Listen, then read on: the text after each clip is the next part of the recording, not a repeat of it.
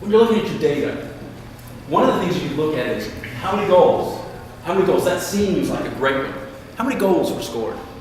But if you don't say how many goals, that's the G, or GC, goals conceded.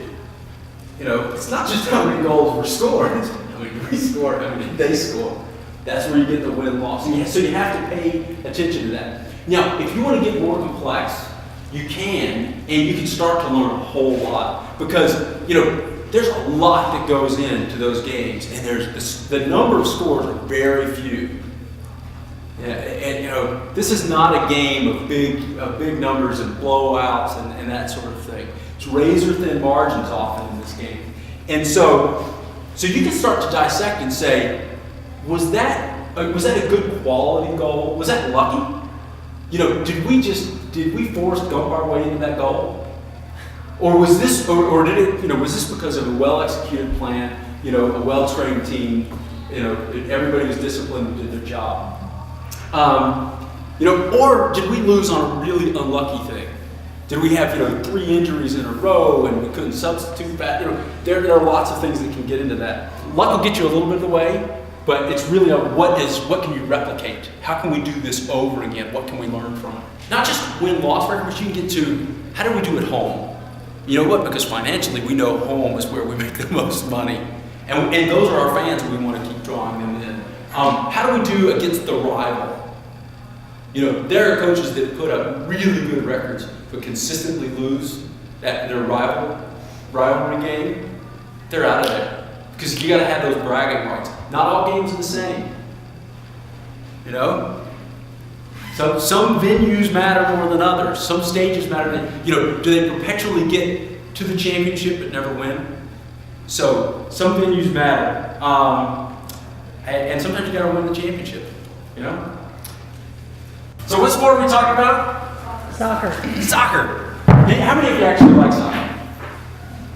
Oh, we got quite a few. So great sport, a very elegant sport. I mean, just there's so many wonderful characteristics to soccer. I mean, the fact that you can just, a 2-hour match takes 2 hours, sort of thing. Not 4 or whatever, she's laughing, she gets it. The fact that there's so much riding on a single goal or a single save, and it's just the fluid nature, and there's so many things to love about soccer. So, if you're playing soccer, if you're going to coach it, if you're going to own the team or whatever, be proud of that sport. Really be proud of soccer. Why? Okay, so we call it soccer here. Where everybody else, they call it? Football, whatever you want to do, we call it soccer. Okay, so we're screwed up. But we have a good reason why we call it soccer. It's because we have a football. We don't know why we call it football, but we have a football. So let's be proud of soccer. Who cares about football if you're playing football? If you're playing football, care about this. But no, guess what? Billions. Millions. In America, billions. America, billions. Okay. $20.8 billion TV contracts, 2011, NFL, MLS, $30 million for 8 years. So, let's not be soccer. Let's be football. Let's use the language of football. They got tackles. We've got tackles.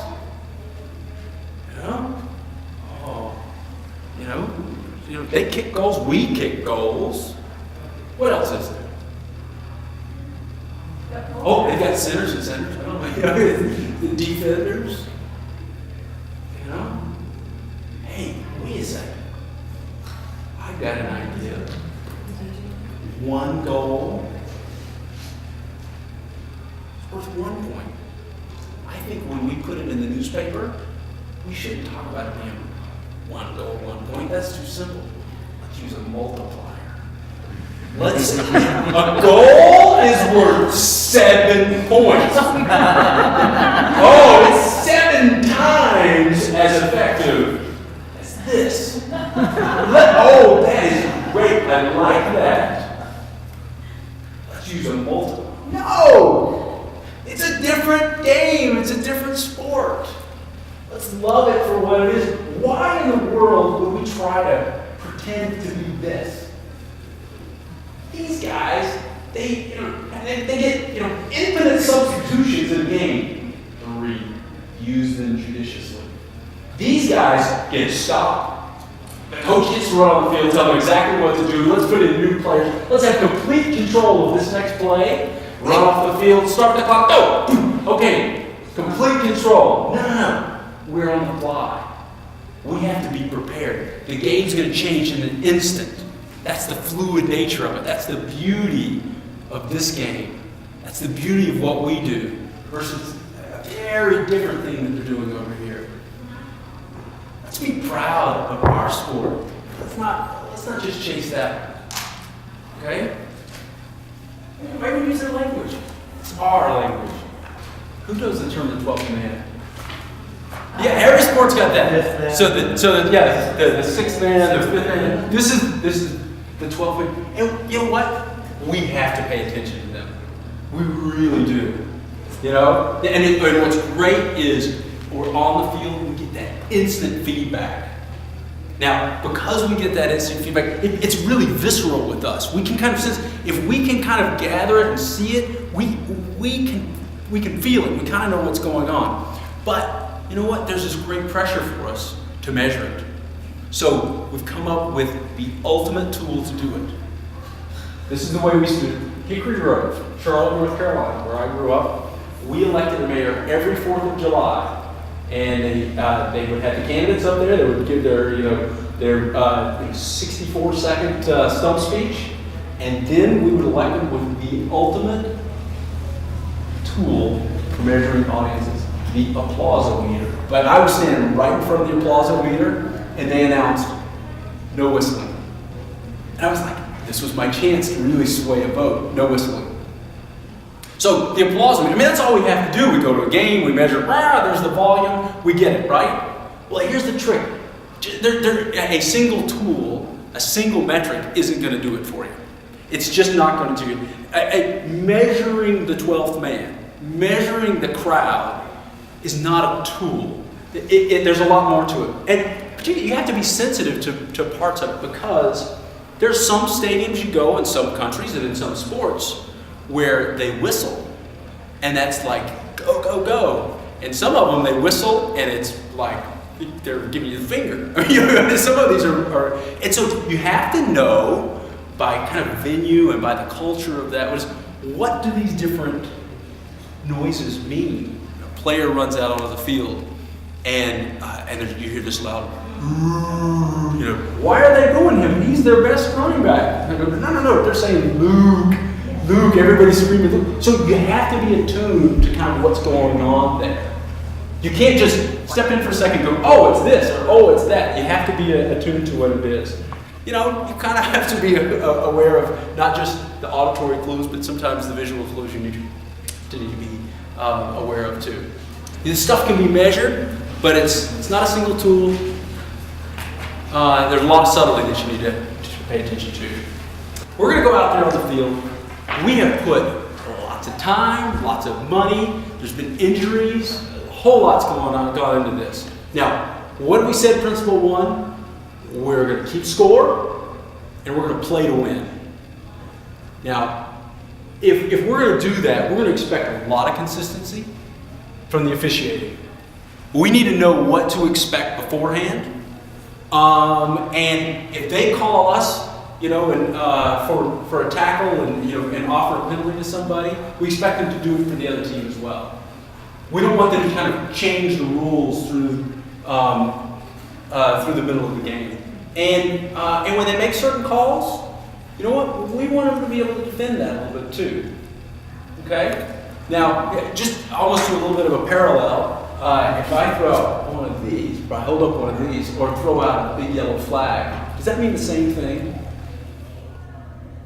In a general sense, in a very general sense. But if I throw out a yellow flag for you once, and I throw out a yellow flag for you again, I may do it 7, 8, 10 times during the game. It's a little bit painful. It's a little bit painful. I give you one of these. Next time you're in trouble, you know what you're getting? You're getting one of these. There are no more yellow ones. I mean, there's the stakes can sometimes be a lot higher. Well, we need to kind of state what the rules are before we start the game. Really, before we even start the season, we need to state what the rules are. And everybody who's going to watch the game, the officials who are going to be there on the field, the players, everybody needs to know what they are ahead of time. When we came out with the Barcelona Principles, there was a part of me that just was like, so what? I mean, these are so basic. To me, this is, it's like, of course. These don't just apply to media, and they don't just apply to PR, they apply to really any sort of environment where there are stakes, where you're trying to win, where you're trying to prove that you're effective. They really kind of apply universally there. And then there's another part of me that is growing, because, again, remember I'm saying, we're talking about taking, lifting us out of the gutter. We're raising the floor a little bit. Whereas I spend all my day, usually thinking about how do I raise the ceiling? Then I realize, wait a second, if we really can agree to these things, if we can really apply them, we get a lot of credibility. People don't like being down in the gutter. And when we get to be proud of the fact that, look, we're transparent. We're saying we're going to win. We're going to tell you what we're going to do ahead of time. We're not going to change the rules. We're not going to pretend that we're some sport that we're not.